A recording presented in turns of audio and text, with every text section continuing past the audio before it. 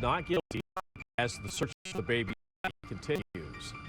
Thanks for joining us for the KTLA 5 News at noon. I'm Glenn Walker. And I'm Lou Parker. Baby Emmanuel was reported missing more than 3 weeks ago after authorities say his parents fabricated a story about a kidnapping. KTLA 5's Annie Rose Ramos live now in Riverside, where the parents just appeared in court. Annie Rose?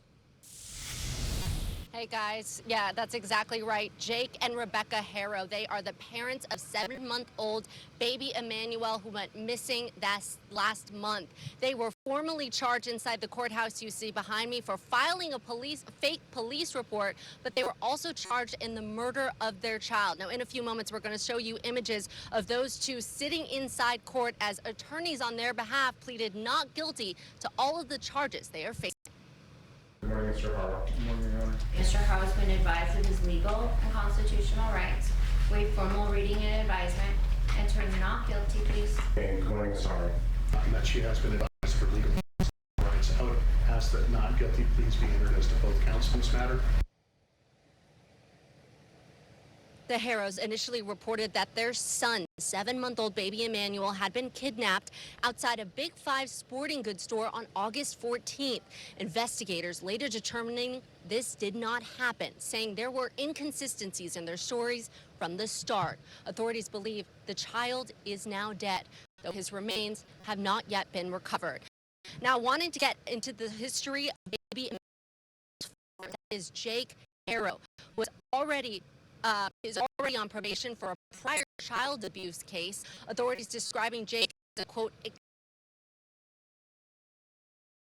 describe in detail the abuse he inflicted on another small child just a few short years ago.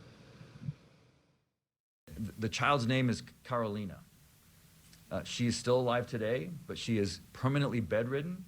She has permanent damage, cerebral palsy, that is a result of long-term child abuse. All right, Jake Harrow was convicted in 2023 of child abuse for the abuse he inflicted on the child you just heard about, Carolina. And now authorities are saying it was a major mistake on behalf of the judge in that case who decided to give him probation. The judge gave him probation and basically 180 days of work release, which ends up being like community service. That decision was absolutely outrageous. Mr. Harrow should have been in prison at the time that this crime happened. And if that judge had done his job as he should have done, Emmanuel would be alive today. All right, Lou and Glenn, both Jake and Rebecca Harrow, they are being held on $1 million bail, each of them, and we will be seeing them right here back inside the courthouse you see behind me on September 16th, and that is for a felony conference. Reporting live, I'll send it back to you guys. Annie Rose, thank you. Federal officials are filing lawsuits against SoCal Edison in connection with 2 deadly Southern California wildfires. The Eden Fire in Altadena and the Fairview Fire in Riverside County both damaged federal land and property. KTLA 5's Corrine Winter live now in downtown LA with the details. Corrine? Yeah, 2 civil lawsuits filed today, and the acting U.S. attorney said that the U.S. wants to send a clear message to Southern California Edison that the utility company allegedly caused these deaths and destruction in these 2 communities. While the lawsuit can bring back loved ones,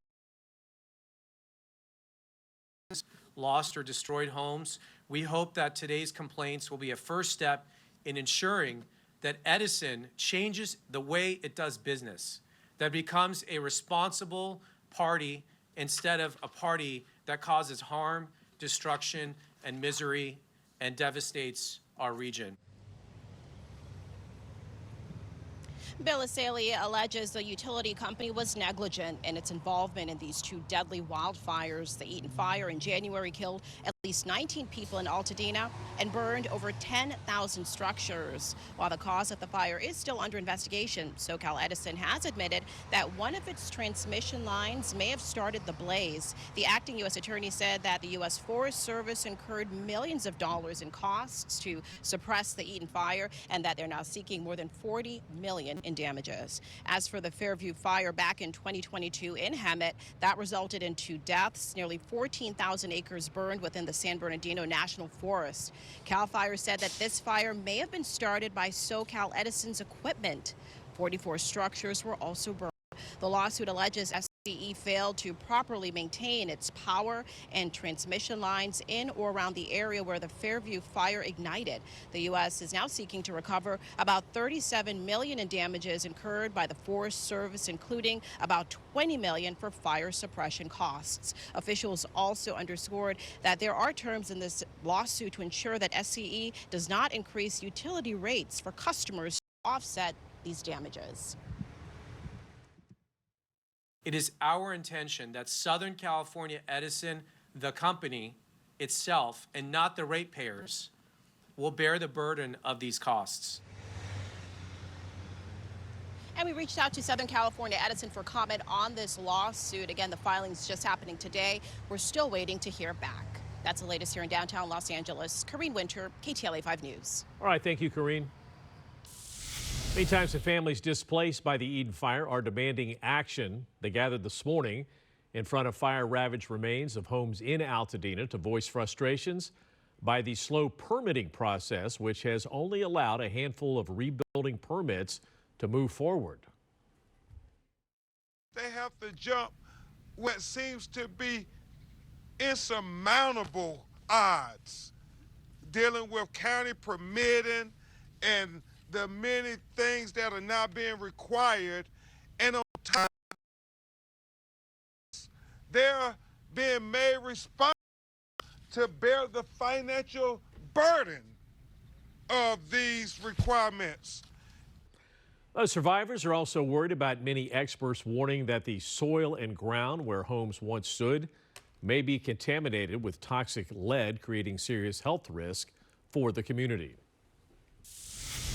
After months of complaints, residents in the San Fernando Valley neighborhood say that their streets are still lined with homeless RVs. The growing encampments have left many demanding action. KTLA 5's Omar Lewis live in Winnetka with more on this. Hi, Omar.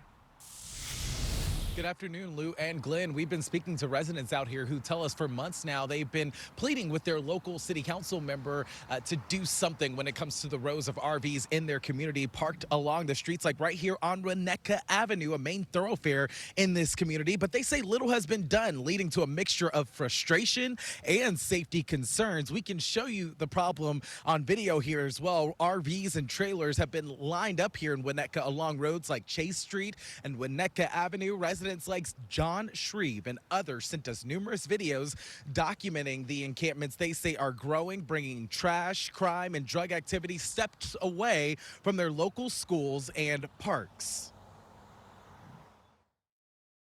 Nothing gets done. They come out, they move the RVs, and within 2 days later, they're right back with more trash, more people. You hear arguments at 3 o'clock in the morning. They need to do something about it, help these people out. My biggest concern is the kids down the street, you know, because I mean, with all these schools, they're seeing all this trash. They're seeing all the open drug use. Neighbors say they've reached out repeatedly to District 3 Council member Bob Blumenfield's office with little response. But just hours after KTLA started making calls, a Department of Transportation officer showed up and began handing out citations to these vehicles. While it's unclear whether the citations were already in the works or a direct result of our calls, nonetheless, the citations were written for violating the 72-hour parking rule. What are you citing them for today?